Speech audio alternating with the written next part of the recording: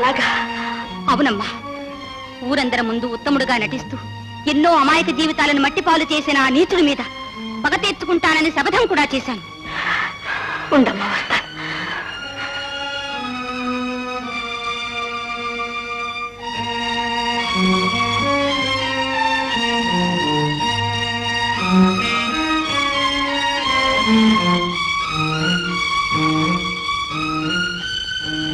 సుమతి,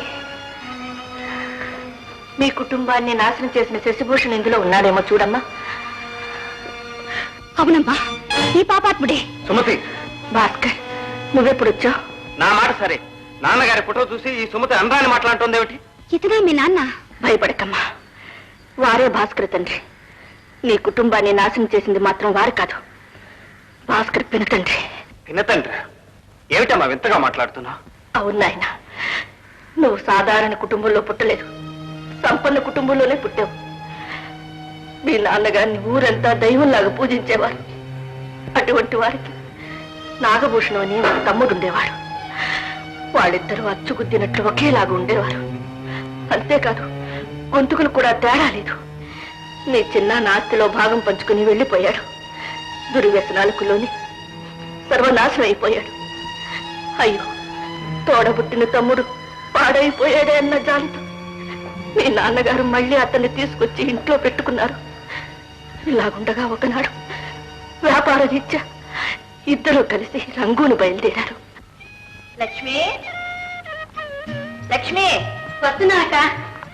వారు బయలుదేరే వేళయింది. లోపడేం చేస్తున్నావమ్మా? ప్రయాణంలో తినడానికి పలహారాలు తయారు చేస్తున్నానక్కయ్య. ఏంటి, నువ్వా? నీకెన్నిసార్లు చెప్పానమ్మా వంటింట్లోకి వెళ్ళొద్దని. వట్టి మనిషి కూడా కాదు. రంగయ్య, ఇక్కడే ఉన్నానమ్మా. ఆలయం నుంచి తెచ్చిన శ్రీచూర్ణం అయ్యగారి పెట్టులో పెట్టమన్నాను, పెట్టావా? అయ్యో, నా తెలివి తెల్లారినట్టే ఉంది, అదొక్కటే మర్చిపోయానమ్మా. పద్మ సంస్థాపనార్థాయ సంభవామి. బాబు, నీకు ఊరు నుంచి ఏమమ్మంటావురా? నాకు ఏనుగు బొమ్మ కావాలి. ఏనుగు బొమ్మనా? తప్పకుండా తీసుకొస్తాను. అమ్మా అమ్మా, నీకేం కావాలో నాన్నగారితో చెప్పు, తీసుకొస్తారు. కోటేశ్వరులయ్యుండి కూడా మీ నాన్నగారు యంధురాలిని పెళ్లి చేసుకుని అంతులేని వెలుగుని ప్రసాదించారు. అంతకంటే నాకేం కావాలి బాబు? అన్నపూర్ణ, నేను డబ్బులో కోటీశ్వరుని కావచ్చు, కానీ గుణంలో నువ్వు నాకంటే కోటీశ్వరుడు.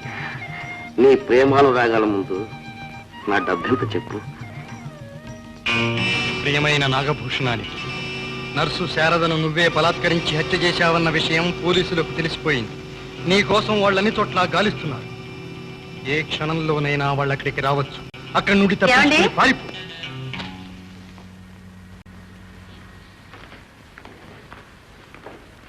ఏమిటండి ఇది? ఊరికెళ్లే ముందు కూడా తీసుకోవాలా? లక్ష్మి, నువ్వు లేకపోయినా బ్రతకగలను గాని ఇది లేకపోతే మాత్రం బ్రతకలేను. సరేలేండి, బావగారు ఎదురు చూస్తూ ఉంటారు, బయలుదేరండి. ఎందుకైనా మంచిది, మీరు వారికి కాస్త దూరంగా నిలబడి మాట్లాడండి. అన్నయ్య చాలా మంచివాడు లక్ష్మి. ఒకవేళ నేను తాగానని తెలుసుకున్నా బయటపడడు, బయట పెట్టడు. అలాంటి అన్నగారికి ఇలాంటి తమ్ముడా? ప్రపంచం తీరేంత లక్ష్మి. ఒకడు ఉత్తర ధ్రువం అయితే రెండో వాడు దక్షిణ ధ్రువం. సరే సరే, చాలండి, టైం అయింది లేండి.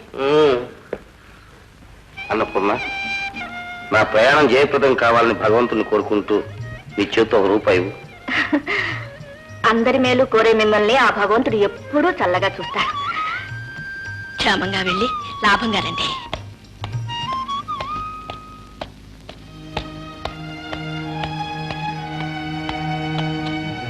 అదిగో మరిది గారు వస్తున్నారు.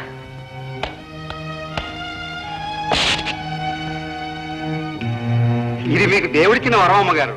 ఎవరు వస్తున్నారో అడుగులు తప్పుడు మీరు తక్కువ చెప్పేస్తారు. అన్నయ్య, నేను రెడీ, బయలుదేరదామా? ఈ పాడు త్రాగు నువ్వు ఇంకా మానలేదా? నీ మీద ఉంటున్నాయా? నువ్వు చెప్పినప్పటి నుంచి ఒక్క చుక్క కూడా ముట్టుకోవడం లేదు. చూడు తమ్ముడు, త్రాగుడు వల్ల ఆరోగ్యం చెడి ఒళ్ళు దెబ్బతింటుంది. కానీ తప్పుడు ప్రమాణాలు చేస్తే హృదయమే దెబ్బతింటుంది. ఆరోగ్యం దెబ్బతిన్నా పర్వాలేదు, హృదయం దెబ్బతినకూడదు. సరే సర్లే, లక్ష్మితో చెప్పి బయలుదేరు. వెళ్ళి వస్తా లక్ష్మి. మీకు ఇష్టమని చేపలు ఎప్పుడు చేసి క్యారియర్లో పెట్టాను, మర్చిపోకుండా తినండి. అదేంటమ్మా, నేను నీచుకూరలో తినను కదా. మీకు కాదండి, వారికి. మీకు ప్రత్యేకంగా కాయగూరలు వండి పెట్టాను. మంచిదమ్మా. వస్తాను అన్నపూర్ణ. వస్తాను బాబు. రంగయ్య, నేను తిరిగి రావడానికి కనీసం 1 నెలైనా పట్టొచ్చు. ఇల్లు జాగ్రత్తగా చూసుకో. అలాగే. వస్తాను అన్నపూర్ణ. రా బాబు.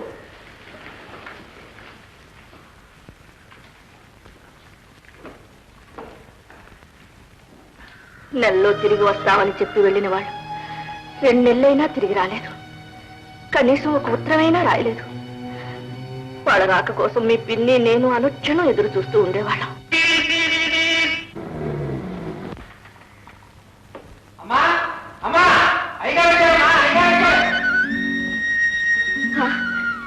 వచ్చారా? లక్ష్మి, లక్ష్మి! ఏమిటయ్యా వచ్చేసారమ్మా? మీ బావగారు మరిది గారు వచ్చేసారు.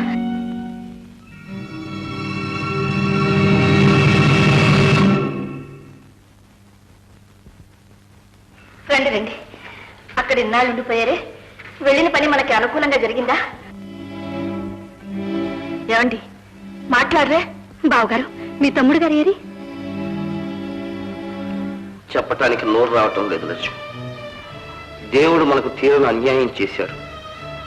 మేం కొత్త ఎస్టేట్లో ఉండగా అకస్మాత్తుగా తమ్ముడికి అమ్మవారు పోసి మనకు తగ్గకుండా పోయాడు.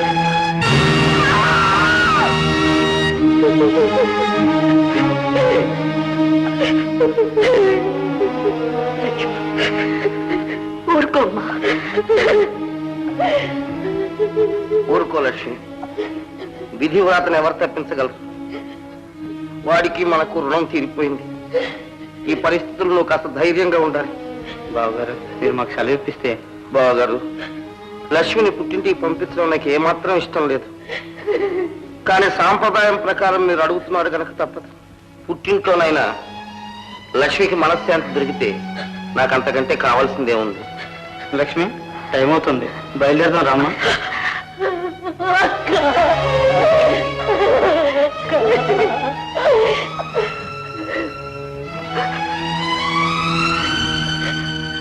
బావగారు, వెళ్తాను. అలా అనకూడదు లక్ష్మి. వెళ్ళొస్తాను అన్నాడు. ఈ ఇల్లు నీదే. ఇక్కడ నీకు అన్ని హక్కులు ఉన్నాయి. నువ్వు పురుడు పోసుకున్న సమయానికి అన్నపూర్ణ నేను వస్తాం. వెళ్ళిరా లక్ష్మి.